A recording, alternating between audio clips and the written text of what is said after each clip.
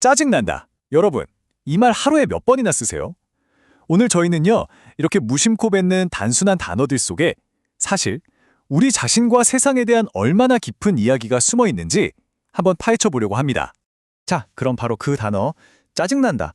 이걸로 한번 시작해 볼까요? 우리 대부분이 정말 매일같이 쓰는 말이잖아요. 근데 이게 되게 간단해 보이지만 과연 이 한 단어 속에 뭐가 그렇게 많이 숨어 있는 걸까요? 어떤 극작가 교수님이 그러시더라고요. 이 짜증난다라는 한 단어가 사실은 실망감, 당황스러움, 서운함 같은 온갖 다른 감정들을 그냥 하나로 뭉뚱그려버리는 거의 만능 단어 같은 거라고요. 네, 좋습니다. 그럼 오늘 어떤 순서로 이야기를 풀어갈지 한번 볼게요. 먼저 우리가 왜 이렇게 애매한 단어들을 쓰게 되는지부터 시작해서요. 이게 좀 더 큰 그림인 문해력 위기랑 어떻게 연결되는지 살펴볼 겁니다. 그리고 아주 의외의 인물에게서 그 해결책의 힌트를 얻고 우리가 직접 써먹을 수 있는 몇 가지 방법도 알아본 다음에 마지막으로 진짜 부가 뭔지에 대한 새로운 생각으로 이야기를 마무리해 볼게요. 자, 첫 번째 이야기입니다. 짜증 너머의 진짜 감정. 우리가 쓰는 모호한 단어들에 대해서인데요. 그럼 대체 왜 우리는 이렇게 간단한, 어떻게 보면 좀 모호한 언어적 지름길을 택하는 걸까요? 그건 말이죠. 종종 우리 자신을 보호하려는 일종의 방어기제 같은 겁니다. 솔직히 우리 그렇잖아요. 나 너무 슬퍼, 상처받았어. 이렇게 인정하는 것보다 그냥 짜증나 하고 퉁치는 게 훨씬 쉽죠. 근데 문제는 그렇게 진짜 내 감정을 자꾸 억누르다 보면 결국에는 나 자신이 뭘 느끼는지조차 제대로 알지 못하게 된다는 겁니다. 스스로를 이해할 기회를 그냥 놓쳐버리는 거죠. 자, 두 번째 파트입니다. 현대의 문해력 위기. 이런 모호한 단어 사용이 어떻게 더 큰 문제로 이어지는지 볼 건데요. 사실 이렇게 감정을 뭉뚱그려서 표현하는 게 그냥 개인의 습관 문제에서 끝나지가 않아요. 이건 어쩌면 우리 사회 전체가 마주한 훨씬 더 큰 문제, 바로 문해력 위기의 한 단면을 보여주는 신호일지도 모릅니다. 요즘 문해력 저하에 대한 이야기 정말 많이 나오죠. 근데 여기서 말하는 문해력이라는 게 그냥 글자를 읽고 쓰는 능력만을 말하는 게 아니에요. 그 글을 통해서 의미를 이해하고 또 연결하고 평가해서 새로운 생각까지 만들어내는, 그러니까 언어를 통해 세상을 깊이 있게 이해하는 힘, 바로 그겁니다. 그럼 문해력은 왜 떨어지고 있을까요? 여러 이유가 있겠지만 가장 큰 원인으로 꼽히는 건 역시 영상 중심의 컨텐츠 소비 문화입니다. 이건 비단 우리나라만의 이야기가 아니에요. 전 세계적으로 긴 글 읽는 걸 기피하고 심지어 대학생들도 강의 계획서를 제대로 안 읽는데요.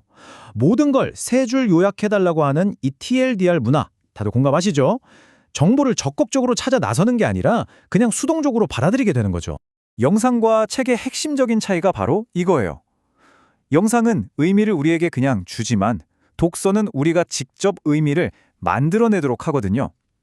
이 차이가 엄청나죠.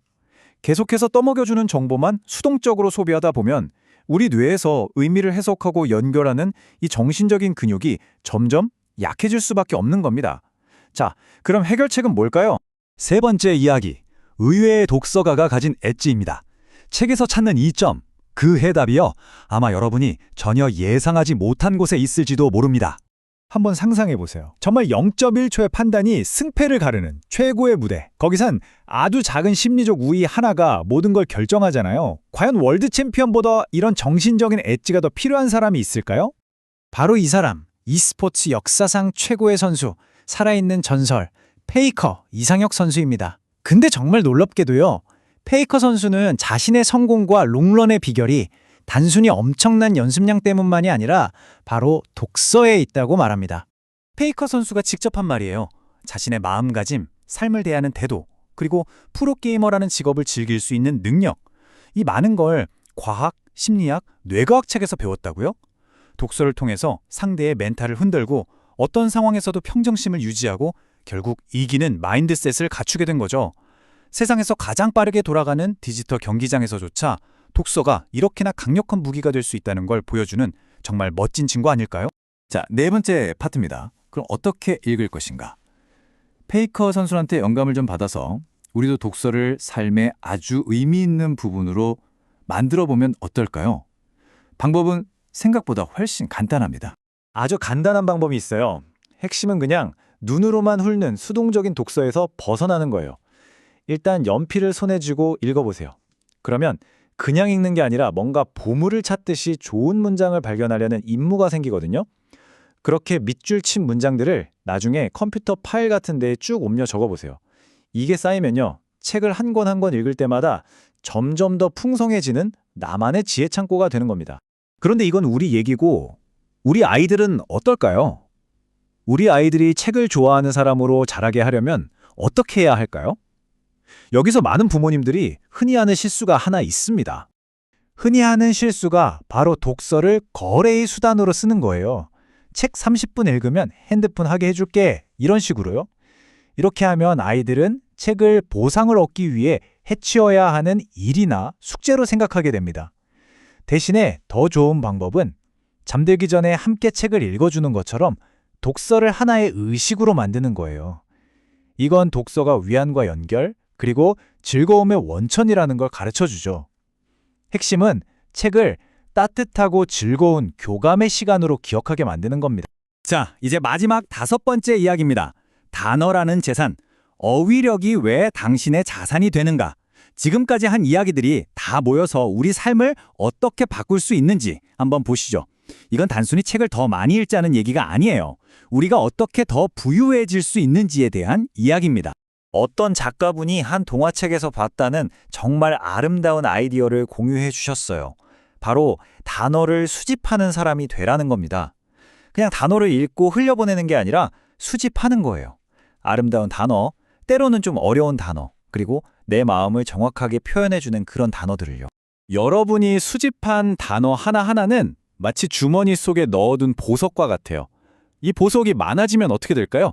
내 안에서 일어나는 복잡한 감정들을 훨씬 더 섬세하게 들여다볼 수 있게 되고요.